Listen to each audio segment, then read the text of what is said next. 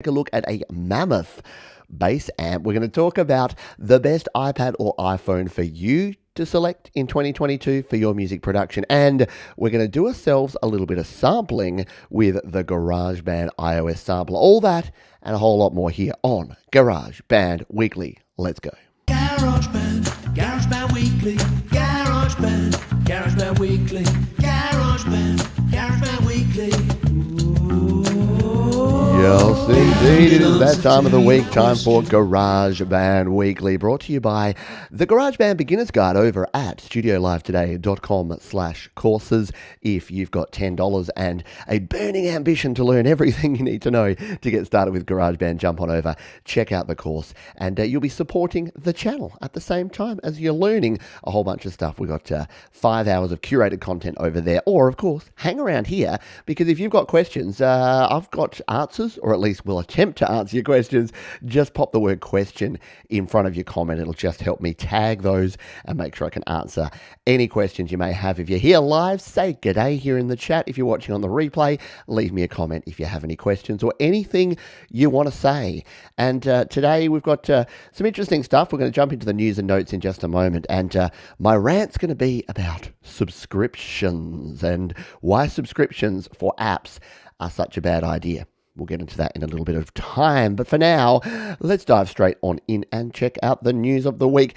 And look, it hasn't been a huge news week. The whole music production and GarageBand world are kind of just waking up from the 2021 hangover and kicking into 2022. So a lot of businesses, a lot of places are just kind of starting up again. And it means that there's not a whole lot going on. But when I say that, there's a whole lot going on around our community. And that's what I thought I would go through here today and talk about. And something that keeps popping up everywhere I look at the moment, it doesn't matter if I'm on Jade Starr's channel, it doesn't matter where I am on the internet, on Facebook groups, on forums, everyone is talking about the one thing, and it's this.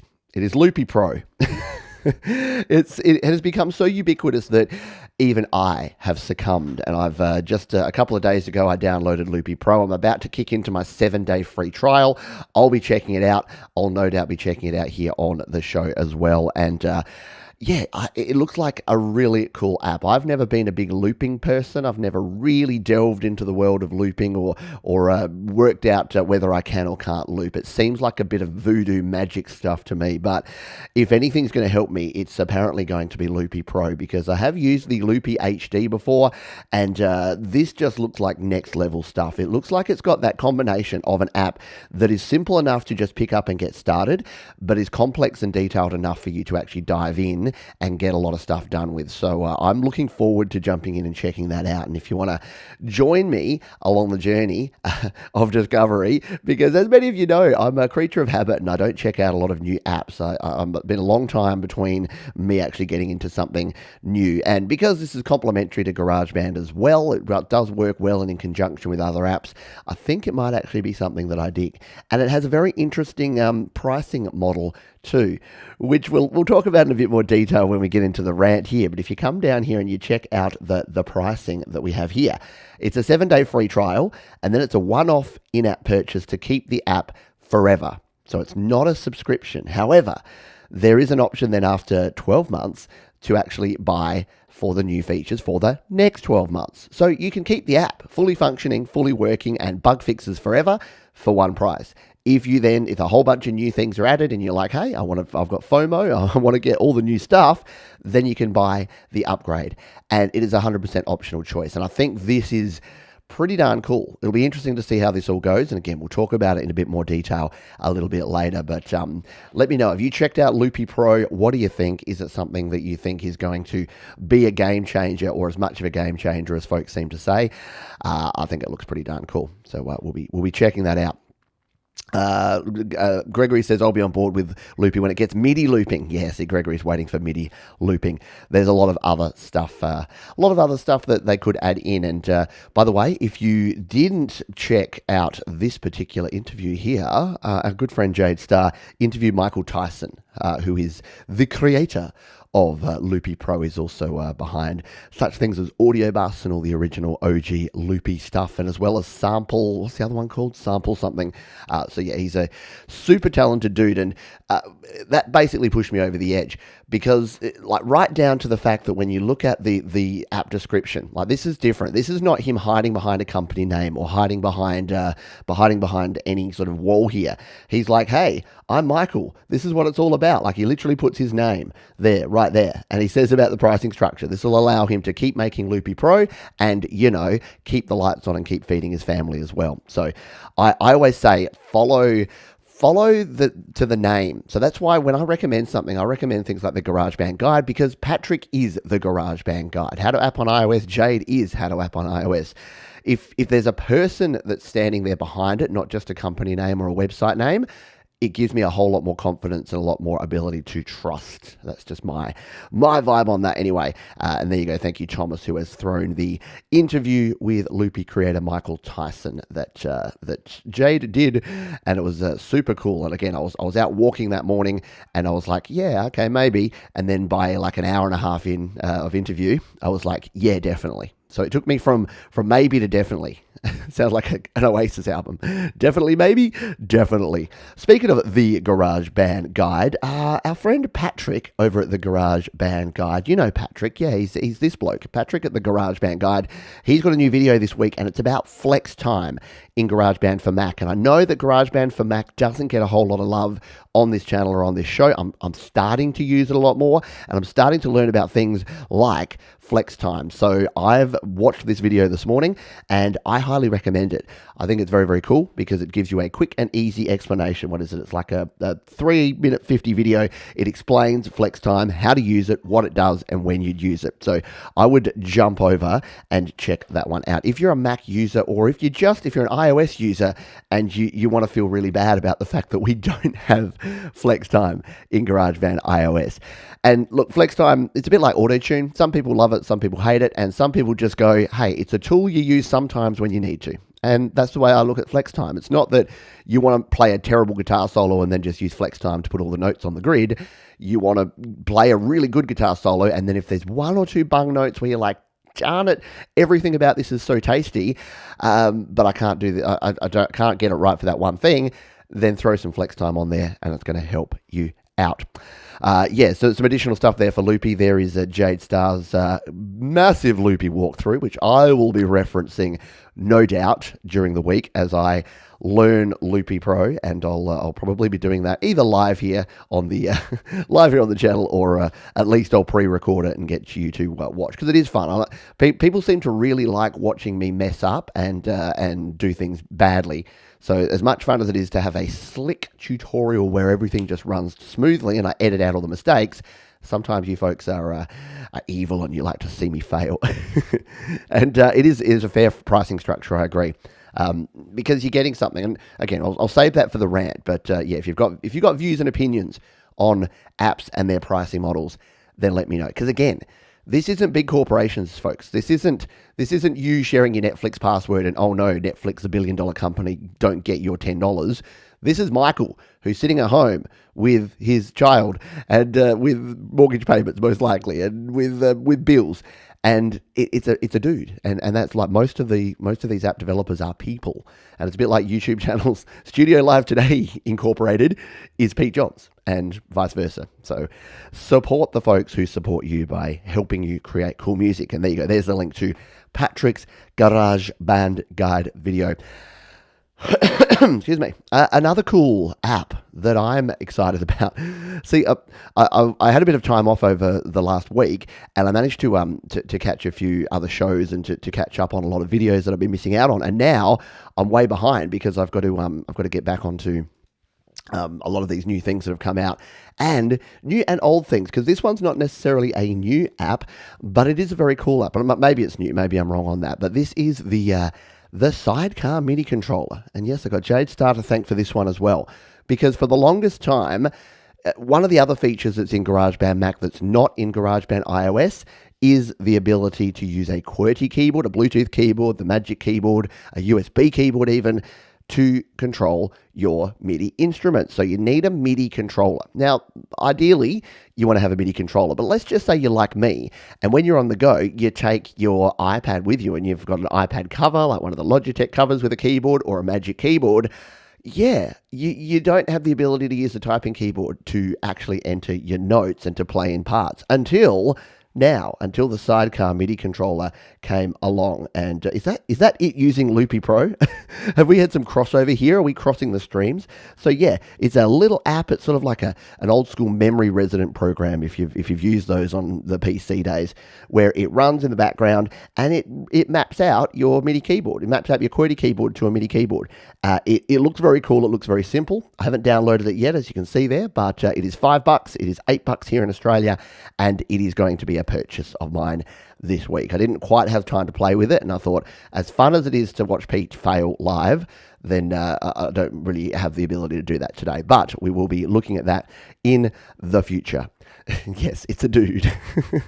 A dude, a dudette, a dudos, and I think dudes like guys these days. I just call everyone dude. It's just how we roll. I think I saw a question earlier, which yeah, there you go. Jade demoed it with Loopy Pro. Very cool. So we'll be diving into that a little bit later in the week, hopefully. So do hang around for that. Once again, if you do have questions, please just pop the word question in front of your comment, and I'll definitely try and get onto that. Hello to the folks we have here live. We've got TC Ryan here. We've got SM Borthwick. Mr. Mark Bro is here. Thomas Christ is here, amongst other folks that we've already spoken to. Yes, we are on Restream again, and we're trying to we're doing a bit of quality control between Restream and StreamYard to see which one suits us best and which is going to be used here on Studio Live today. Moving forward, we will see how it all goes. All right. The last bit of news, or notable news, is that our man Rockin' Ronnie Ward has lifted his schedule. He's upped his game, and he's now doing multiple shows a week. And I got to admit, I haven't even caught up with the schedule. I got to check out this last video here where he actually tells us, because I think if you go to his channel here, yeah, there you go. Homegrown indie show schedule. Don't miss hot home studio music in your time zone. So if you want to learn more about that, go and check it out. So what does Ron do? Well, he plays music. So if you are a GarageBand user, a GarageBand creator, and you're creating music in your home studio, or even if you're not using GarageBand, Ron's probably got a show that's going to play your music, because he seems to be streaming 3, 4, 5 times a week at the moment. So go on over and support the folks who support this channel and who support this community, and Rockin' Ronnie Ward is one of those folks. All right, we'll jump into our feature topic in just a moment. A few other folks to say g'day to. Hello to Gary Hubs. Hello to Jam. Whenever. G'day Joe Glenn. We've got Dave the Fox. Fox is here. I don't think he calls himself that. And Sion, I saw you jump on in there as well. Hello to everybody. SM Borthwick says, I haven't been buying apps recently, but I did just get Nembrini's Black Distortion, a free Rat 2 style pedal. Yes, please. Oh, Nembrini's Black Distortion. Well, there you go. I like it when we get live ideas here from folks. So let's just bring up the App Store here, because Nembrini makes some very cool stuff. Do I have this Black Distortion? I'm going to check it out. Black Distortion on the App Store. There it is. Ooh, hello. Okay, so there you go. There's the Nembrini Black Distortion. And it looks like it is free, and I don't believe I have that one. There you go. The Black Distortion plugin model on the Rat 2 distortion pedal will be your go-to distortion for any plugin. So maybe we download that. Maybe that's a live thing that we do here on the show for a bit of something different, because we're doing some stuff later with bass. So maybe we download that at the same time. In fact, let's do that now before we move on to our feature topic, because I always say that and then I forget and then I never come back to it. So why don't we, while we're here and while my iPad's actually working and functioning with its monitoring, and as I say that, it'll probably fail, let's jump in here and let's grab it, shall we? So we've got the iPad here. We will go to the application store. And what can possibly go wrong doing this sort of stuff live? We'll hit the search button, and you can see there I was searching out Sidecar before, but we'll search for the Nembrini. And what was it? It was Nembrini Black. I spilt water on my Magic Keyboard when I first got it, and the spacebar has never been the same again. Keep water away from your devices, folks. I can't stress that enough. All right, let's grab this. And this is cool because there used to be a distortion. Oh, I've got to click buttons and show my faces and hello, I'm here. It's okay. All right, so that's downloading. What was I talking about? I can't remember now. So we're going to install this and we'll have a bit of a play around with that a little bit later because, we're doing some bass stuff today, so it'll be cool to have that in our repertoire and throw it. We'll throw that on the guitar because we're at the moment we're using the Nembrini crunk with a flanger on here, but maybe we'll see if we throw this on here as well. We'll play around with that later because we've got tone bridge here, we've got the crunk here, and I'm actually going to show you the Mammoth Bass Amp today because I think because I'm doing a bit of a rock and roll kind of song, I want to try and get a bit of more of a crunchy, chunky bass sound. So that's what we'll be playing with later in the show. But for now, I wanted to talk about iPhones and iPads and music production because there's been a whole bunch. 2021 was ridiculous in terms of the amount of iPads and iPhones we had released. Of course, the iPhone 13 and 13 Pro and 13 Pro Max and 13 Pro 2 Electric Boogaloo Edition. We had all of those. We also had the new iPad Mini 6. The iPad Air 4 was 2020, but that was not exactly long in the tooth yet. And we had the M1 iPad Pros. So it's getting pretty difficult to navigate the murky waters of which iPhone or iPad you should actually go out and get if you're a creator. But not to worry, because I've got some guides for you. So I've got two guides here, one over at studiolivetoday.com/iPad, which is this one here. And if you go to studiolivetoday.com/iPhone, you'll go to this one here. Now, have I updated them for January 2022? No, it's actually more updated than February 2021. I haven't changed that date there yet, but I'm going to be updating these this week to be completely up to date. But the recommendations there are up to date, even though the dates say that they're not. They are up to date for what I believe are some good options. And the reason that I've split it out into three ways is that there's kind of three different users of iPads and iPhones as far as I'm concerned. There's those that want the absolute best performance, so you want to run multiple apps, multiple plugins, 64, 128 tracks. I mean, GarageBand only does 32, but say you're using Audio Pro or Cubase or something else, you just want the best that money can buy. So that's what I've put here in this best performance.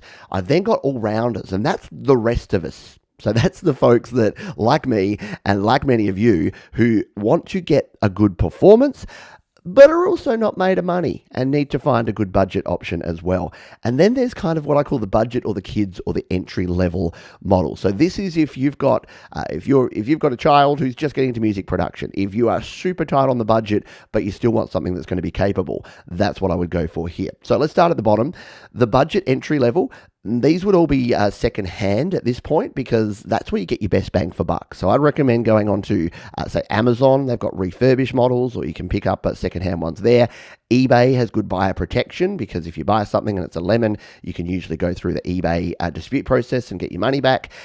Try to steer clear of some of the less reputable places, the reselling places, because when it comes to used electronics, you don't know if it's taken a swim. You don't know if it's been taken to Dodgy Brothers screen replacement and has a screen that's completely non-factory. And then, something goes wrong. You take it to the Apple store and they're like, no, we won't touch this with a 10-foot pole because it's had its guts ripped out and replaced with crappy guts. So do beware that. But if you're looking for something on the entry level, the iPad Air 3rd Gen is still a really good option. It's a Lightning based. It's got the A12 chip, 10.5-inch screen. The iPad Mini 5th Gen, so the last version, has a 7.9-inch screen, also the A12 chip. And the iPad Pro 2nd generation, while it's still running the A10 chip, because it's the Pro model, it still actually packs a good punch, and you can pick those up pretty cheap these days. In terms of your all-rounders, the iPad 9th Gen, the new one, the new iPad, is actually super good. It is really slick. I bought one, and then my mum has it now because it was excess to requirements, but I used it with GarageBand, I used it even with Cubase and Audio Pro. It was really good. With the A13 chip and the 10.2-inch screen, it really just packs a punch and does a good job. You've also got the iPad Pros, the 3rd gen, or what I use, which is the 4th gen, which again are running the A12 and the A12Z chip, and that's moving up to your USB-C connection, as you can see there.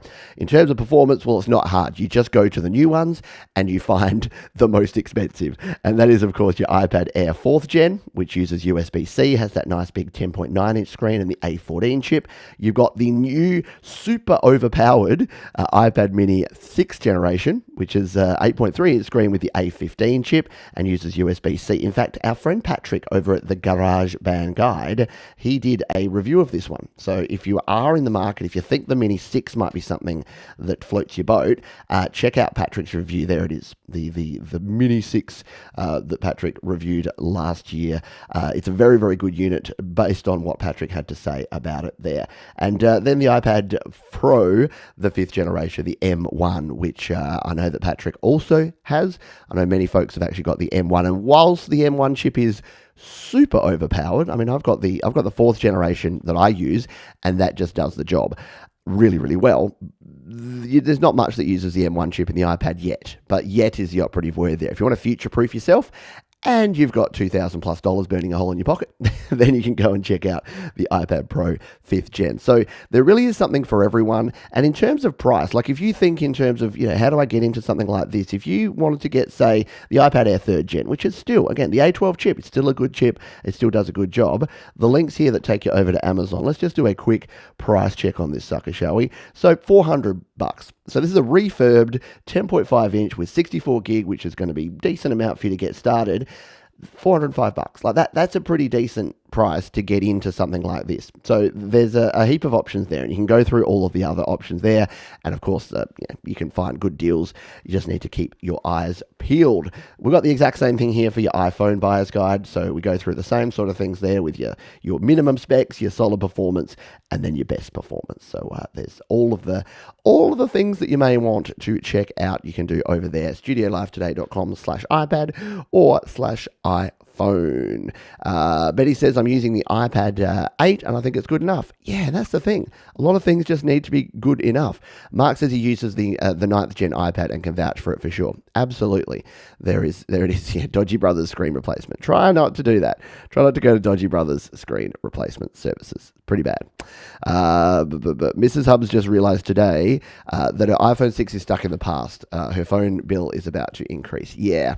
So the iPhone 6 is just out of what I'd recommend. The 6S, still a solid unit. I know many folks, Andy Goldsby uses a 6S or did. I know that Gary, you had a 6S. So as long as you've got a 6S or above, you can keep updating to the latest iOS, and the latest being iOS 15. So you can update to that. And there you go. Thank you, Thomas has popped the iPad and iPhone buyer's guide, and they will indeed be updated very soon. Do we have a question? I think I saw a question here. Question: Can the OTG USB connect to the keyboard with Android and iOS? Not 100% sure on the question there, James, but you'll need yourself a Lightning to USB 3 adapter to connect anything to a Lightning-based iPad or iPhone.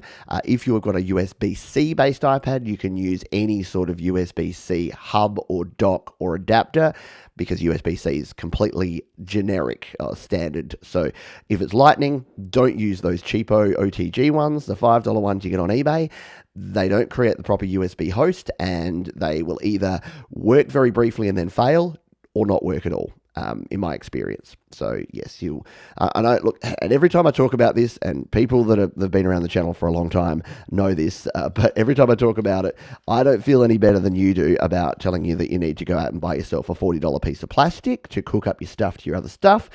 But trust me that I've done the hard yards. I've spent the time buying the dodgy, again, I've gone to Dodgy Brothers, the same place that I got my screens repaired at Dodgy Brothers. They also sell Lightning to USB adapters, and they are not good. They just don't work. So if you want to know all the details, this is my little cheat sheet website, studiolivetoday.com/USB. And yes, there is a pattern forming here. If you ever need to know anything, just go to studiolivetoday.com/ and then put a word. So my cable guide is studiolivetoday.com/cables.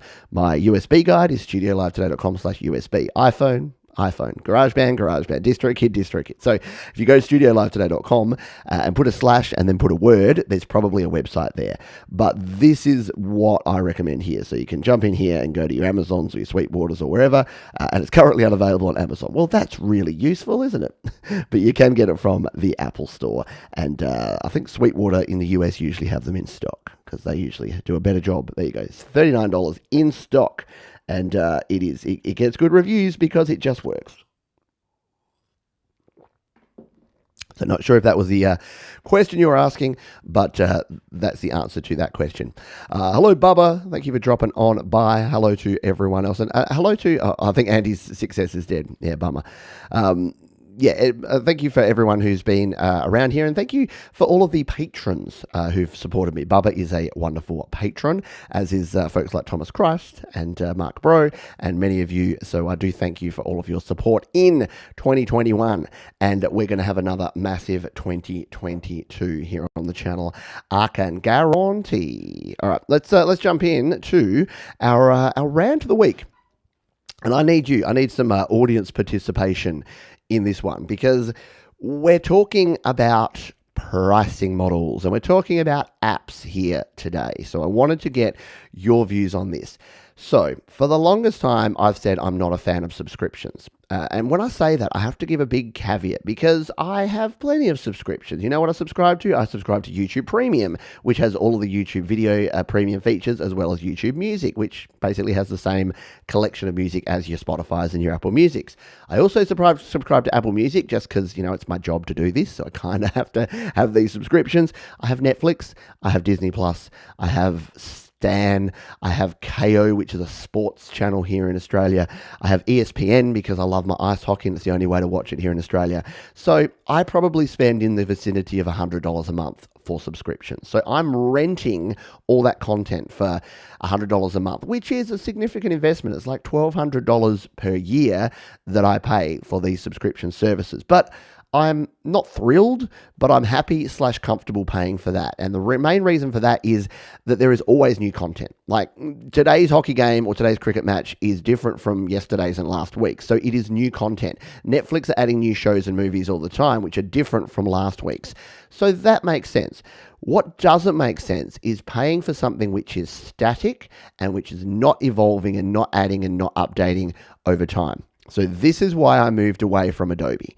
And look, if you love Adobe Creative Suite, if you love your Photoshop and you love your Premiere Pro, I did too. I thought they were cool apps. I thought they were great apps. And back in the day where I could just buy the suite and spend, I think, $300 or $400, whatever it was, and just get the latest version and then use it, knowing that it would keep working. Yeah, they'd add some bug fixes.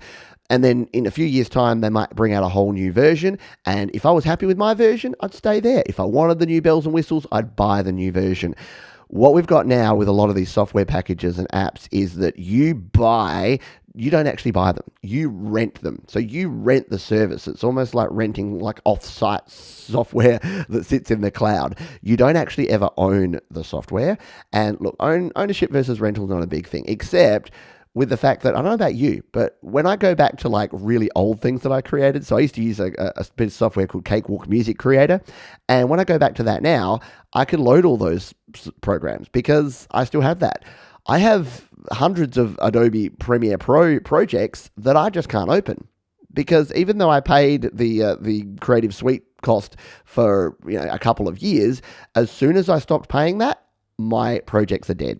Anything I created in Adobe Photoshop or in Adobe Premiere Pro is gone forever.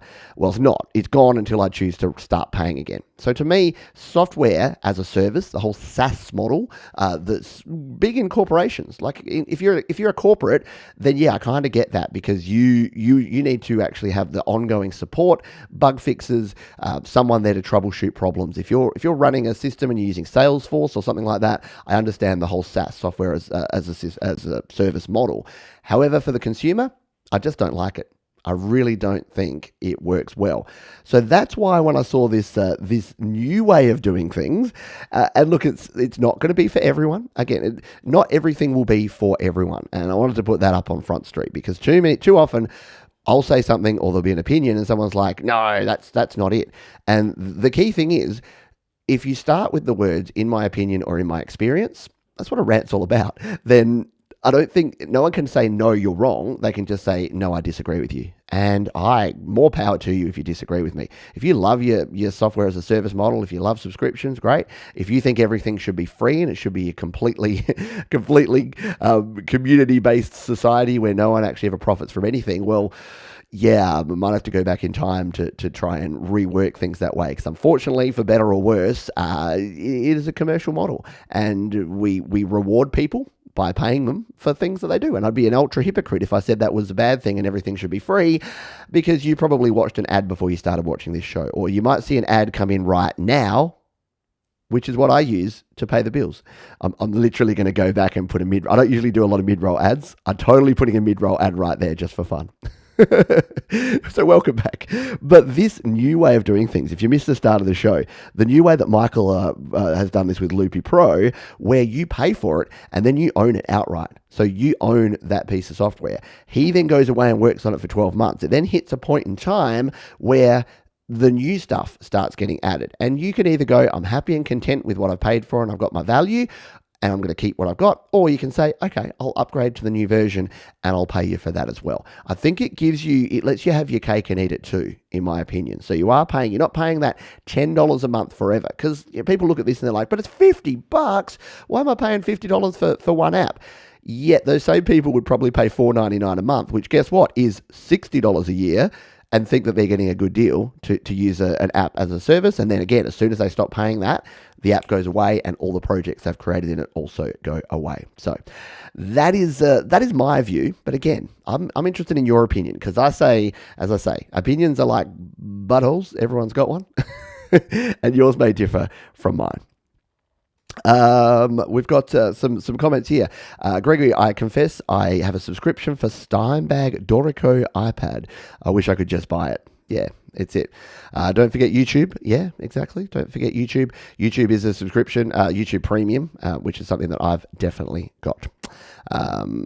Because I like it and I pay for that. And again, it gives you new content. Like this week's GarageBand Weekly, I would not want you to have to subscribe to YouTube Premium so that you can watch the videos that I did 3 years ago over and over again. You want fresh videos. You want new content. That's the way it should be. Gary Hums is clinging to Creative Suite 5.5. Yeah, I think I do actually have a version of Adobe from 2011, which I can't remember what version it was, but yeah, it's been a while. And yeah, exactly. If the company goes under, as they often do, you are SOL with everything you've created. 100%. Audible videos only running Photoshop 3 on floppies. Go the floppy disks. Studio Live for Photoshop, check out On One software. Yeah, so there's a couple of options. So Jade uses the Over app, which is now GoDaddy Studio, I think. I use Canva for all of my design work. And look, yes, you can point at me and say, John, you just said all of that, and then you pay a monthly subscription for Canva. And yeah, you're right. So guess what? Some of the best standards are double standards sometimes, because they're twice as good as just regular standards. Yeah. No, for $10 a month, Canva, and again, because Canva are actually adding new things, they add new design templates, they add new photos to their photo library, they add new stock videos and stock footage to their stock library. So I see that more for that side of thing, and then they just happen to have a cool design way to design things over the top. But because I can download all those as PNGs anyway, I've still got those. I've got copies of everything I've got on Canva, but it also just happens to be stored there. So yeah. You may think that Adobe will always be there, but I thought that about Netscape and MySpace, right? Exactly. This is a much fairer model, in my opinion. Agree with this model. Yeah. Subscriptions for anything other than a service is just capitalistic pickpocketing. There you go. You can go free for music creation, software on Linux if you want to go that way. Yeah, look, there's free ways to do pretty much everything. Yeah, if you go with that. Sion says, I remember the thread on the AudioBus forum when Michael was gathering feedback for the model. Yeah, It's cool. And Affinity Suite is a great alternative for Adobe. There you go. We've got all sorts of cool things, all sorts of stuff. Benny says, I have limited budget for online spending. I need to stop supporting someone in order to support someone else. Yeah, and look, that happens. And I totally get that. There's some people that have been patrons, and they've said to me, I need to reduce my Patreon contribution, or I need to pause my Patreon contribution for a few months because I'm supporting this other thing or this other person, and I can't afford both. And I say, no worries. That's totally cool. Things will change over time. And all I'll say to anyone who's considering that is, yeah, you do you. And I don't want anyone to be eating beans from a can or not being able to pay their bills because they're supporting me, or because they're buying apps, or because they're buying new iPhones and iPads. No, you use what you've got to create. Make sure that you understand the budget that you have, and then spend what you can and support the people that you want to support. That's the way to go, in my humble opinion. All right, we're going to continue on. Yes, LumaFusion. LumaFusion is a great example of an app. Like, I expected... I was going to say I hoped to pay for it. I never quite hope to pay for things. But when LumaFusion updated, so if you're not familiar with LumaFusion, they are a very, very high-end and high-quality video editing bit of software for your iPad. Here you go. Here's my LumaFusion. You can see here I edit the very videos that you watch on this channel. I edit in LumaFusion. And the current version of LumaFusion here, which I think is version 3 point something. Let's just go in here to the setting. Oop, that's not it. See, I actually use it on, it's down here, isn't it? I actually use it on iPhone most of the time, so I'm very rarely in here. I can't find what version this is, but it's version, there it is, 3.0.9.1560. So when they went from version 2 to version 3, I expected and was very happy to have paid for that, because it's a massive update. It added so many different features in here, and sure, I don't use very many of them, but it added a heap of features here that it would have been okay for them to have updated that and charge you for version 3, because I've paid for this once, and yeah, I paid $45 for it, but I paid $45 about 3 years ago, and I use this every single day for everything I do, which is pretty good. It's a good option. So LumaFusion for the win if you're into your video editing. There you go. Thomas Christ says, I own LumaFusion and gladly pay for Storyblock subscription option. Not necessary at all, but great useful. Yeah, exactly. And again, that's why I have Canva, because and I don't have Storyblocks because I have Canva. And again, it goes back to that. You don't have to have multiple versions of the same thing if you've got something that's doing it for you. And that's why I go with Canva. Alrighty, so that was our rant. And how are we going on time? Yeah, we're a little bit over time. What a surprise. I'm never running over time on this show. All right, let's jump over and jump into, we're going to do a lot of jumping here. We're going to jump over into GarageBand, because if you were watching about a week ago, I've had a bit of a pause on this, but this is a track that I'm working on, and despite what some people say, it's not actually a cover of Mbop by Hanson. In fact, I'm trying to make it the tones a little bit harder so that I'm sounding less like Hanson. But this is the track that we have going on at the moment. We got some drums, we got some bass, we got some guitars here. We've got a lead guitar and we've got a rhythm guitar. At the moment, it sounds a little like this.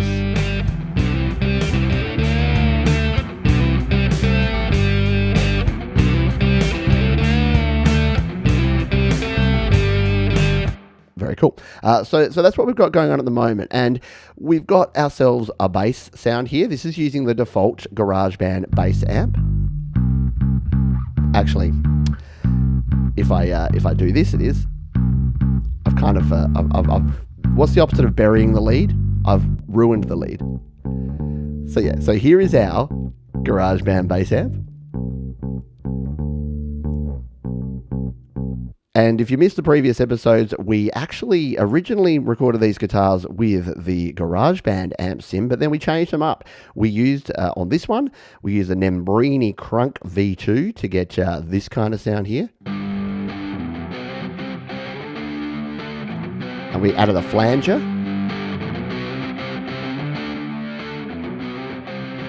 Which I think sounds pretty darn kickin'. And then on this guitar, we used our good old friend Tone Bridge, and we actually selected a Pearl Jam Animal tone for this particular one. So that one sounds a little bit like this.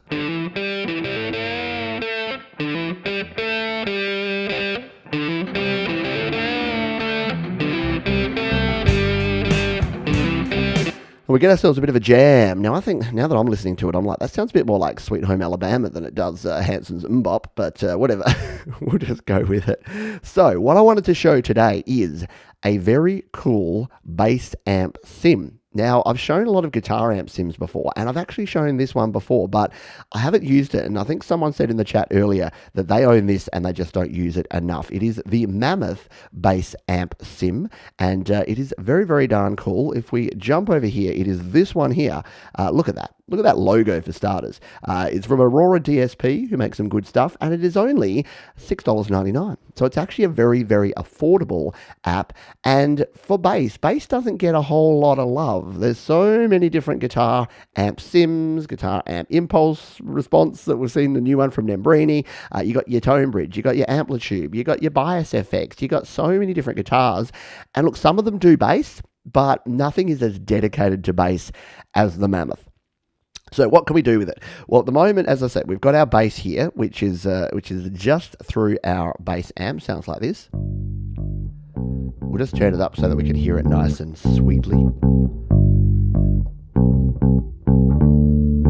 And look, the GarageBand bass amps are not a bad thing. Like there's plenty to choose from here. You've got a heap of different distorted, clean, and processed. You can tweak them here by changing all of your amp settings and adding in stomp boxes and the like. But there's nothing quite like the Mammoth in terms of the sound. Now, you can use it in two ways. One way is to actually put it over the top. So you'll see here that I've added it here. I'll take a step back and remove it. So we'll just remove it from here. You do get one slot here with your GarageBand amps. So you can add it here as extra. And yes, you're technically going through two amps if you do this, but you'll come over to your audio unit extensions, scroll on down to the Mammoth, and then tap on here, and you've got all of your options. Now, it's a bit daunting when you see all of this because there's a heap going on here. And I won't run through all of this in detail because what I do when I'm using an amp like this is the best way to learn what all these do is to actually use your presets. So here in the middle, you've got these presets. You can come in here and you can set a preset. So we tap it on there. It's a bit far away there. I can't actually read that. What is that? Primal. So we can go with the primal, and you can see here that this adjusts your drive. This gives you a whole lot more bass. It blends it in there. Like it adds some growl. And look at the way that these work. Like when you turn it, it just goes like, it's the most interesting thing. It's like, remember those, what were those things called? Not Etch-a-Sketches, but those things where you did the spirograph. It's a bit like a spirograph.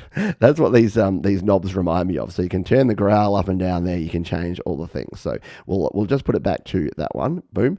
And if we play this back now with the Mammoth on there, take a listen to this. I'll turn it down. Otherwise, it's probably going to rock our socks off too much. Right?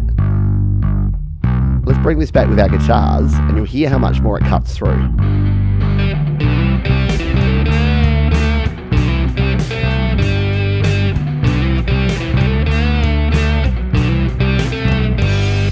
Very cool. So we can do that, and look, there's a lot of different tones. This is more for your very kind of growly and distorted bass, but there's some different presets in here that are not quite as intense you can play around with. So it's just a matter of selecting them and jumping around here. But you can actually, of course, manually adjust all this stuff as well. So if we have our bass here and we come in here, we can start playing with our knobs, yeah, and dial in the tone that we want. So a little bit less drive, perhaps. Slightly cleaner tone. You can adjust the amount of bass there. So do you want it to really push through? Yep. You got some EQ across the middle here that you can adjust if you want to add a little more low there. Probably a bit too much high end in there. You can just hear that. And the growl is a pretty fun option here. Let's just add in some growl. Right.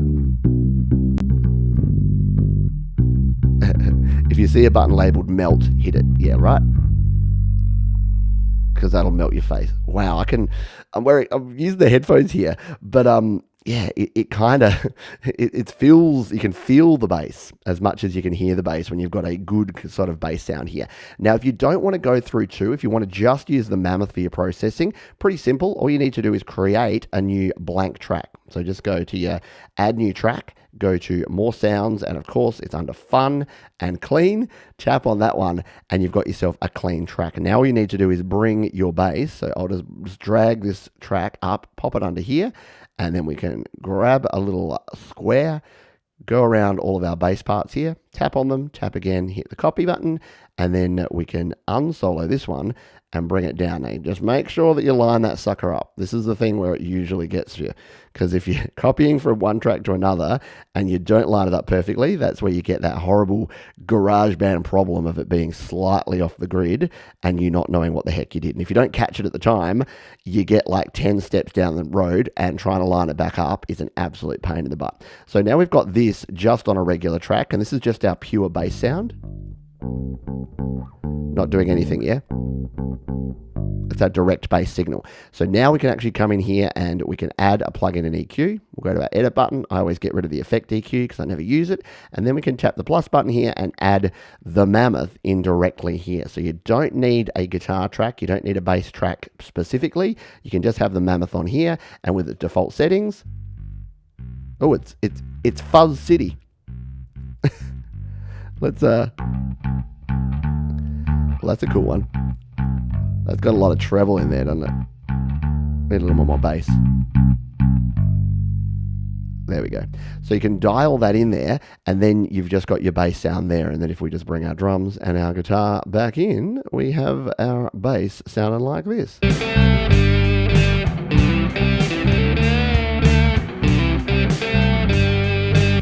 And the other thing you can do then, of course, because you're just here on your regular audio track, is if you hit the edit button, you've now got 3 more plugin slots to add other things in here. So if that's not enough, say that you love that, but you wanted to add some more distortion, well, guess what?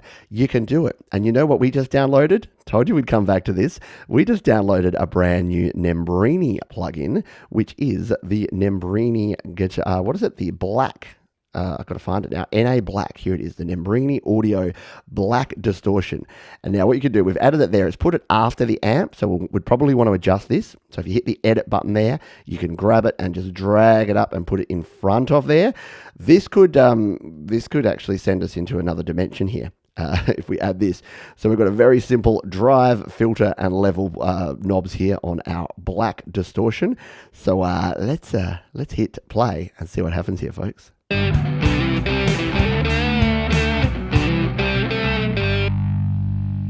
Well, that's some nice fuzz. Hang on, let's come back to the start of that bass part.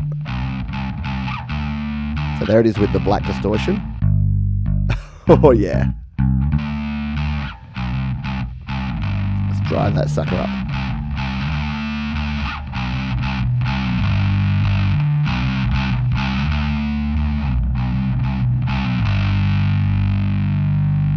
And look, are we looking for a super distorted bass in this one? Maybe, maybe not. But it's fun to play around with. Kind of reminds me of Ben Folds. If you heard the Ben Folds bass tone, that's kind of sounds like that. It sounds like it's through a distortion pedal, and the Mammoth Bass Amp just gives it that guts that works well. So let's bring it back here, and we'll play a different section of this song together, and just see if this bass tone is going to work for us here.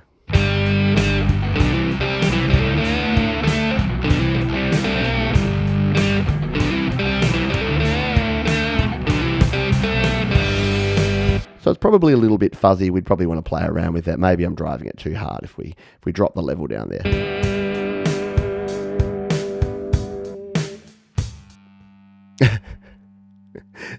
No. See, now it's too quiet. I think just the Mammoth is good.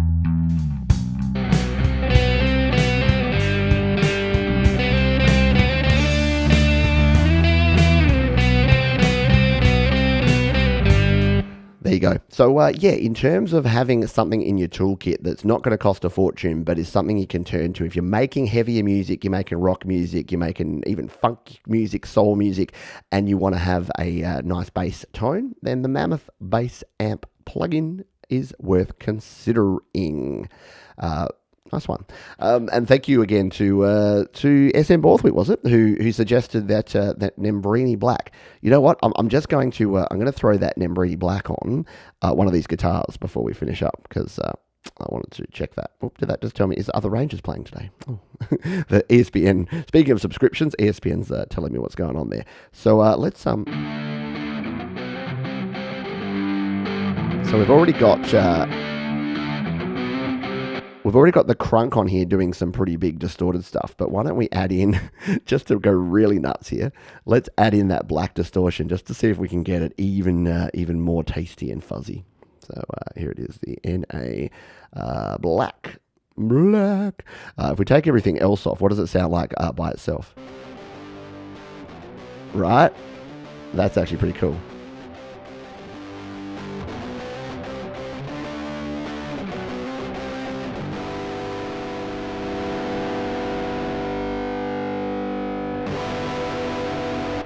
That's pretty good for just the plugin. Because there's our guitar. So we'd probably want an amp after it, just to give it a little bit more kick, because otherwise it's not really doing it. See, now we've probably got it up way too loud with the amp in there as well. Let's just dial that level down. I must register that, because I thought I'd done that, but every time I open an Embrini app, it asks me to register. All right, let's try this. Oh, that's hard edge, man.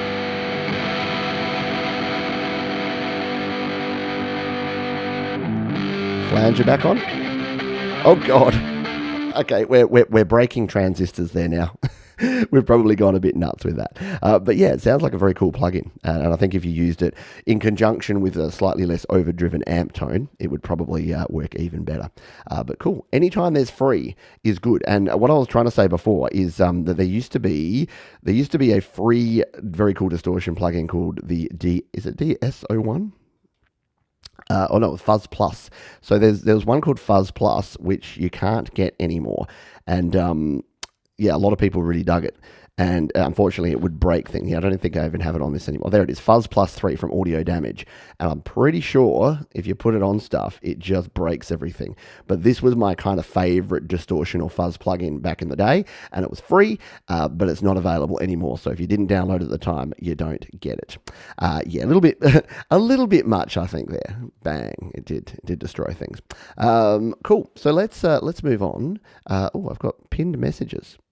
Oh, okay. I'm still learning. I pressed the wrong button here, and it started a message instead of actually displaying it there. So in case you're just joining us, I'm rediscovering Restream because I use StreamYard, and I'm using Restream just to see. And to be honest, I'm gonna ruin everything now, but touch wood. We haven't had any dropouts, we haven't had any crashes, and we haven't had the reflector screen go away. So perhaps the combination of Restream's engine and reflector that I'm using here to reflect my iPad screen is a better fit than StreamYard. And that was really what we were checking here. Yeah, Fuzz Plus was great. Haven't had any issues with it. Yeah, so it was only if you drove up the gain too much. You basically, especially in GarageBand, it overloaded and it broke things. Where are we at? We're 52 minutes. Right, let's jump into our tip of the week, shall we? And I got something a bit cool for you here today. So we're going to jump over here and get out of this project. I should have made another version of that project because I've added all that stuff in there. I'm not sure about any of that tone stuff that I just did.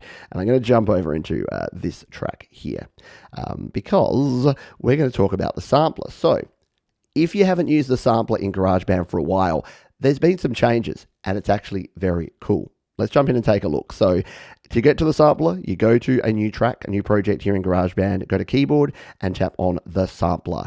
And here is the sampler with our classic dog bark. Yeah.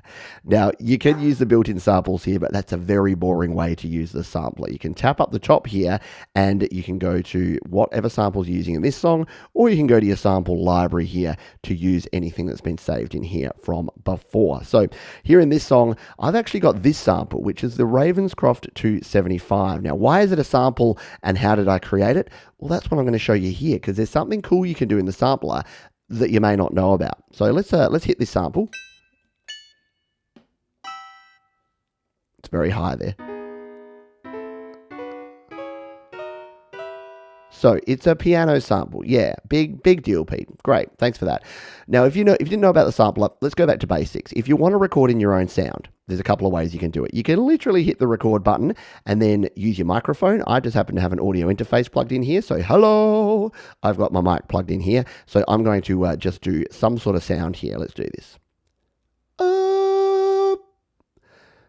So I've just done a bit of a sine wave there. And you notice it's pretty clever. It didn't start recording until it heard noise. So that now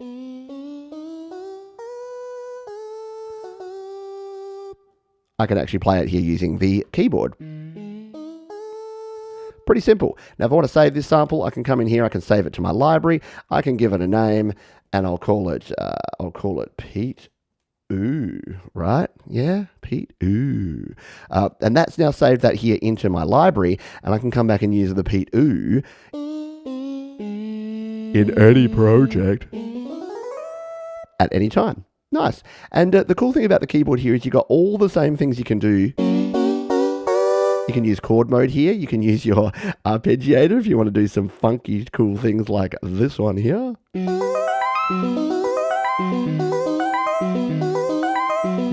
So you can use it exactly the same way that you'd use any of your other keyboard instruments, which is pretty darn cool. So if you haven't played around with the sampler for a while, do that.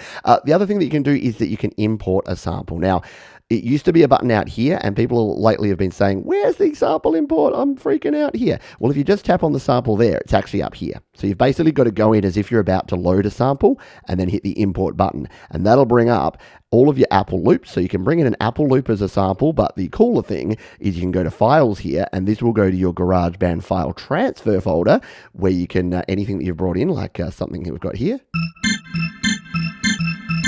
we can bring that in. So we can tap the little download button. That brings it into here.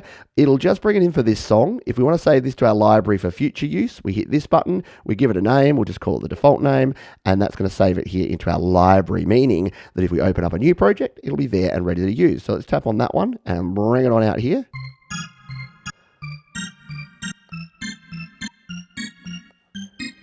Now, Pete, that's too long. We can't use that. Well, guess what? You can actually just bring the handles here and just find one particular part of this and turn any loop into a one-shot sample. And then you've got the flexibility to have whatever you like. So you can choose any part of any audio file and make that by just bringing these handles and then dropping them where you want them.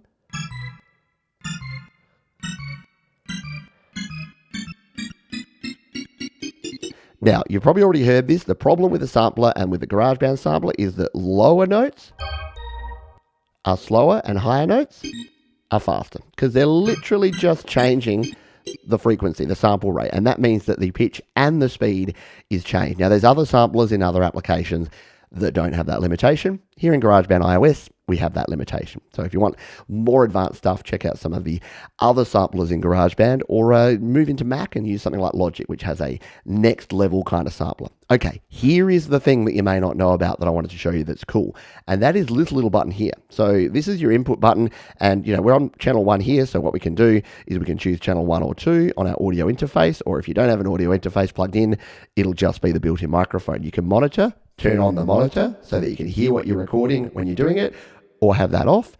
But look at what we got here, inter-app audio. So yeah, you can actually use instruments and effects that use inter-app audio and sample them directly into the sampler. Now, yes, you could just use this and record the instrument in by itself, but the reason you might want to do this is you just want a quick sample from a different app. So let's go to instrument here, and the one we did before was the Ravenscroft. So I'll show you how I did that. So any of your apps, whether they're paid or free, any that you've got here that are instruments that are inter-app audio compatible are usable in here. Now, they don't seem to be in any sort of alphabetical order, which is a little bit frustrating. Where is Ravenscroft? There it is. It's at the top for some reason. So we can go to Ravenscroft. The inter-app you've selected is not available at this time. Is that because I was running it before? This is what happens. Let's just... No, it's just like, no, sorry. We know you're trying to, we know you're trying to demo this live, John, so it's not going to work. We're not going to let you do it. Let's go instrument again. Let's try something different then, shall we? Why don't we try the sensual sax? So we can tap on the sensual sax, and look what it does here. It adds that as an instrument here within our sampler. How cool is that? So now when we hit the record button, it's waiting for input from this instead of from our actual microphone. So now if we tap on the instrument, it's going to open up our sensual sax. We can turn it up here and we can play in a little sax part. And then if we swap back, if this is going to work, if it's going to play nicely with us, there it is. It's recorded that. We now hit the stop button because it's going to keep recording. And again, it's waited for that sound to come in. And now,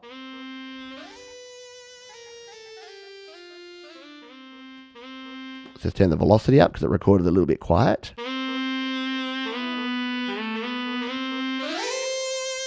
Why is this cool? Well, if you've got an external instrument that's, say, using up a lot of processing power, or you're creating a track and you want to share it with someone else and they don't have that plug-in, guess what? You can record it straight in here, sample that instrument, and then you've actually got it ready to use. You can come in here and use it on your chords mode.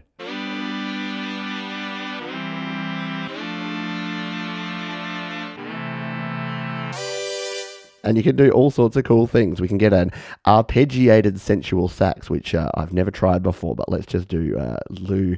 This is like an eighth note arpeggio, maybe.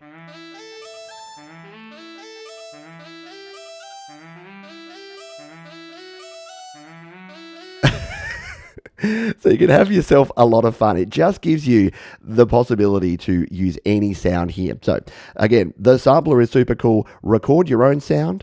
Come in here and import your sound by tapping there and hitting the import button, or use the input here and choose an inter-app audio of any of your other apps. Record in your sounds and you have an absolute wealth of stuff. And remember, you can use this to do cool things like create your own drum kits with a little bit of beatbox. I've still had that one there. Oh dear, I still had that set there. So the reason that didn't record is that I still had that as the inter-app audio. Best laid plans, hey. When we come back to there, we'll take that off. Instrument, none.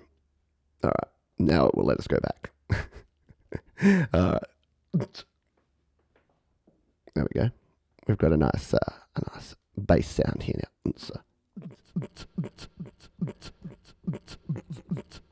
Maybe not. Alrighty, that'll do. That'll do, pig. Leave it, John. Stop playing around. Pretty cool, yeah. I like it. I like it a lot. What is in iOS? You need to open an instrument as standalone before using it in GarageBand. Not all instruments, but mostly, yeah. And it was weird because I thought that too. And then when I did the test run, I didn't do that with Ravenscroft and it worked. And then I did it this time around and it did. So it opened it for me, but then it must have been because I opened it before and I'd already used it in a project.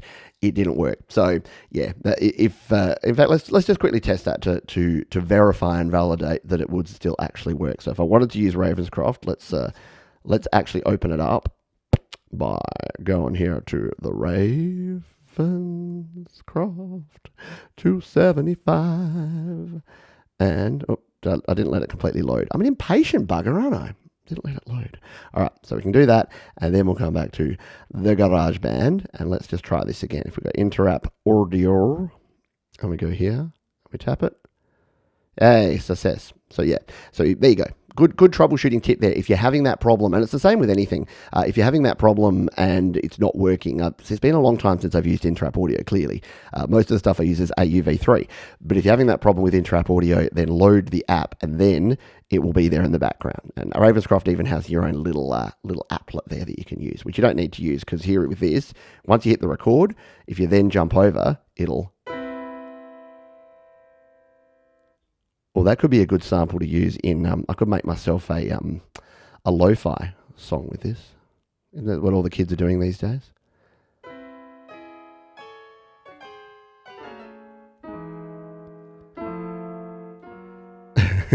Yeah, so it's a bit of fun. It's something to play around with. Cool. I think we are at the end, and we're not actually that far over. If you can help me out by letting me know, if you do have any questions or comments about this or about anything that we've covered on this show, please drop those down in the comments section. While you're down there, feel free to hit the thumbs up button. That will help us out as well. And check out all the links down there because we've linked to Patrick at the GarageBand Guide and his cool video about flex time. We've linked to Jade Starr and her interview with Michael around the Loopy Pro, as well as her overview of the Sidecar, which is the MIDI QWERTY keyboard MIDI controller for your iPad or iPhone, which is pretty darn cool. So there's plenty of links out there to keep you satisfied. The last thing we'll say here is, of course, we are brought to you, as we mentioned earlier, by the GarageBand Beginner's Guide. So if you do jump on over here, I'll give you a quick squiz at it. Just go to your web browser of choice and go studiolivetoday.com/courses.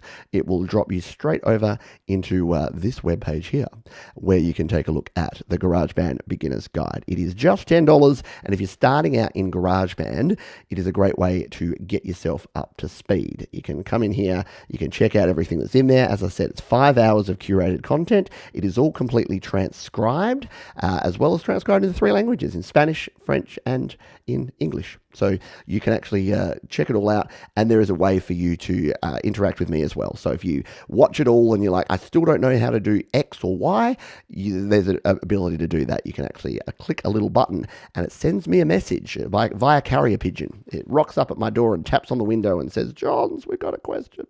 And I can hopefully answer that. So thank you to those who've already purchased it. And if you're looking for support, then you can do exactly that. All right, that is going to do it for this show. Thanks, everyone, for hanging out with me over the weekend. And of all the shows that we did here, we'll be back with Your Music Live again this week, of course, and then the Happy Hour and GarageBand Weekly. They're our weekly shows. And Creator Town Hall is back. Now, I know that's not at the best time for those in the US and Canada, but if you're in the UK or Europe or Australia, it is Thursday evening or Thursday afternoon or late morning, depending where you are in the world. Or if you're in the US, it is Thursday at very early o'clock. So grab your coffee and get up and join us for the Creator Town Hall. And this week, we'll have Jade Starr on the show. So because Jade's been I've been following along with a lot of what Jade's been talking about around mobile creation, of course, because she does How To App on iOS. And I wanted to talk Loopy Pro. I want to talk Sidecar. I want to talk iOS music production in 2022. So if that's your bag and you want to see myself and Jade chat about it for an hour and answer your questions and your comments, then join us for the Creator Town Hall. That is going to do it for this one. Thanks everyone for hanging out. Remember, as we always say, be kind to yourself and be kind to others. Keep creating, and I'll see you next time on this show. GarageBand Weekly. Bye for now, GarageBand Weekly. GarageBand Weekly. See ya.